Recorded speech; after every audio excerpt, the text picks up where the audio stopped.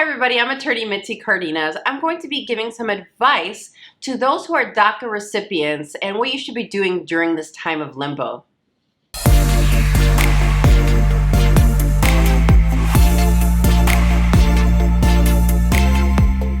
You want to make sure that you are renewing your DACA on time. Make sure you're not allowing it to expire. This can really matter for the future in regards to unlawful presence. Now, of course, if you allow your DACA status to expire, then you begin to accumulate unlawful presence.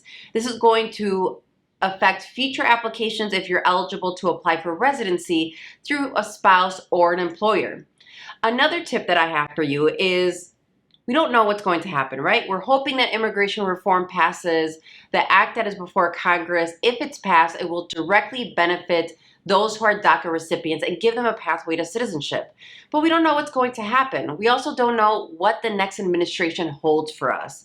Hopefully we have another pro-DACA administration, but we don't know. For that reason, I have two tips for you that you can look into right now. Now, if you have met the love of your life and you're going to get married and that individual is a legal permanent resident or a U.S. citizen, it is very likely that you're eligible for residency. Now, there's different processes for residency, some that require you to leave the country, others you can stay here. Speak to an immigration attorney. I'll be happy to verify that process for you and explain it to you. Another possibility as well is that your employer can petition for you. Now, there's a couple of things you want to verify before you have that conversation with your employer. And we're going back to the unlawful presence. When you give me a call for your free consultation, I recommend that you have the following information available. How old were you when you were first approved DACA? Did you ever have periods of time where you allowed DACA to expire and know those dates?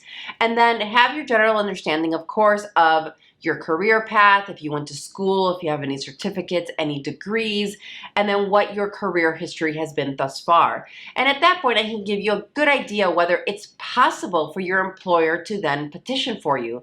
From there, we would then continue conversations directly with you and your employer and start a conversation of whether they'd be willing to petition for you. And when I say petition, that means that your employer, if they're willing and able, can start your process of residency for you. I hope this advice has helped you guys. I know this is a weird limbo time for all DACA recipients, but don't lose hope. There's more to come.